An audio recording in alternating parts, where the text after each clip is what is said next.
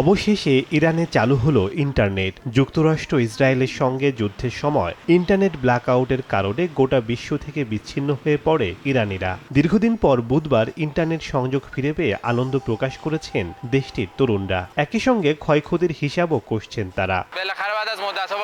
অবশেষে অনেকদিন পর আমি অ্যাপ্লিকেশনগুলোতে প্রবেশ করে কিছু কাজ করতে পেরেছি। গত 4 মাসে আমরা সম্ভবত 10 বছর পিছিয়ে গেছি। কিছু ইরানি অ্যাপ্লিকেশন ব্যবহার করা সত্যি খুব কঠিন ছিল। বিপুল পরিমাণ ডেটা স্থানান্তর করা অসম্ভব ছিল, তাই আমাদের অনেক সমস্যায় পড়তে হয়েছে। কিন্তু গত রাত থেকে আন্তর্জাতিক প্রতিষ্ঠানগুলোর সাথে আবার যোগাযোগ করতে পারছি। পাশাপাশি কাজও কিছুটা দ্রুত হচ্ছে।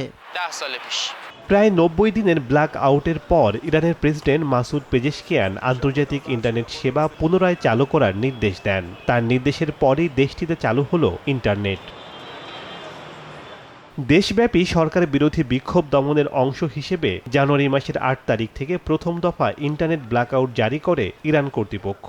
28 ফেব্রুয়ারি ইরানে যুক্তরাষ্ট্র ইসরায়েলের বিমান হামলা শুরু হওয়ার পর আবারও নতুন করে ব্ল্যাকআউট চালু করা হয়।